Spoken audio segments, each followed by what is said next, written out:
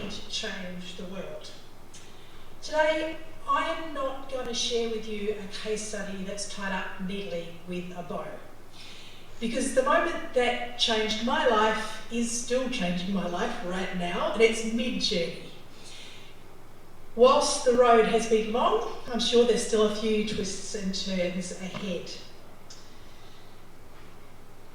The last third of my professional arts career has been spent mainly focused on amplifying the voices of LGBTIQ artists and communities who live on the margins.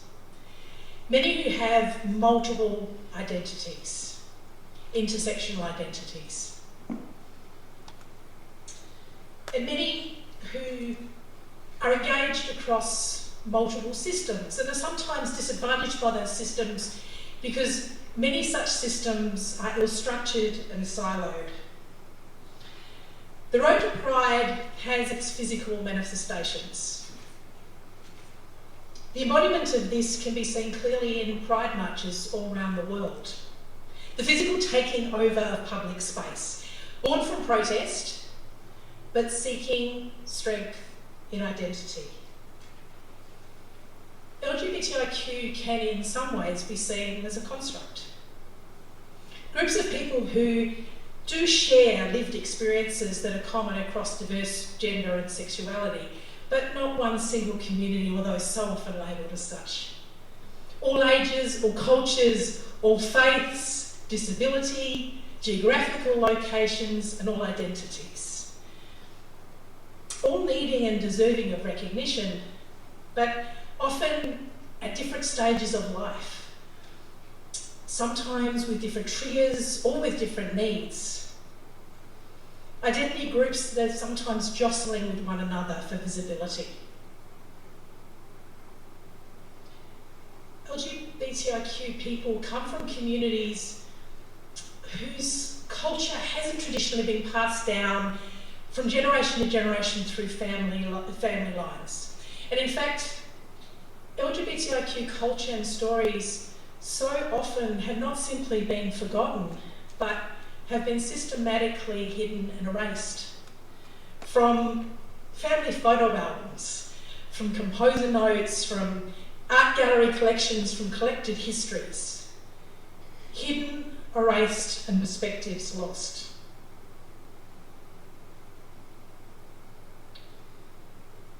So LGBTIQ communities know what it's like to live with discrimination and violence and hate. And in the past, it's helped unite us.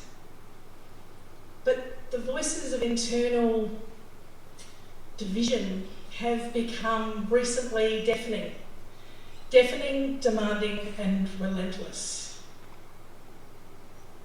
At a time when LGBTIQ communities have been dealing with the rise in external attacks, the rise of the right wing, for example, internal lateral violence has also become destabilising. The primacy of identity politics has governed the queer arts landscape for many years. And whilst a focus on individual connection to identity is undoubtedly crucial, these narratives now seem to have dominated the landscape and dominated the lives of many of the individuals in it. The proliferation of social media has seeped into every aspect of our lives, we all know that. But it has given voice to loud, sometimes ruthless campaigns that can be destructive. In a world that's punctuated by digital interfaces and fleeting interactions, there does seem to be a paradox to this contemporary connectedness that can bring about anxiety-filled, stomach-churning moments and experiences that can have lasting impacts. So what does unity mean in a world marked by emotional separation and digital overload? And how does selective and sometimes exclusionary solutions to these problems impact on our communities? Well, cancel culture has certainly seemed to have become a weapon of choice once again. And it gains momentum from collections of likes and comments and more comments. And so it can use intimidation, shame and coercion to bring about results. How do we deliver authentic cultural safety without weaponising it? Inclusive Australia research showed that 1 in 5 Australians self-identified as highly prejudiced against LGBTIQ. The same people said they didn't know anyone who was LGBTIQ, which I think we probably all know is unlikely. But it does show that there might be a connection between a lack of personal connection and prejudice. The importance of storytelling has been central for millennia. To sit down and share a yarn, and in that process to find meaning for ourselves and others in it. Because stories shape our understanding. They are the keepers of our histories. They are the way we come together as connected communities and celebrate our present. And they can and should challenge that present because they are also the change makers of our futures. The simple act of coming together into stories can sometimes be the most effective way to bring about lasting attitudinal change.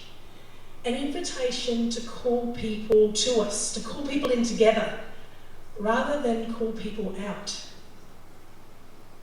If we intentionally shift from a sole focus on individual identity to diverse queer community connections through shared experiences, could we forge a renewed idea of collective identities and togetherness? Holding kindly nuance and complexity in a way that only the arts and storytelling can. Showcasing, of course, still the individual narrative's importance, but at the same time, the potential that we have to overcome division together. Not everyone's going to agree on the way to pursue non-exclusionary solutions to problems, but as communities we can and should be able to remove the shackles of the binary of simply right and wrong. When we share our own stories, we can be brave and we can be strong, and perhaps we can find trust in one another. We can learn to dance with diverse bodies and we can sing with diverse voices. And maybe we can hold space for us all. Thank you.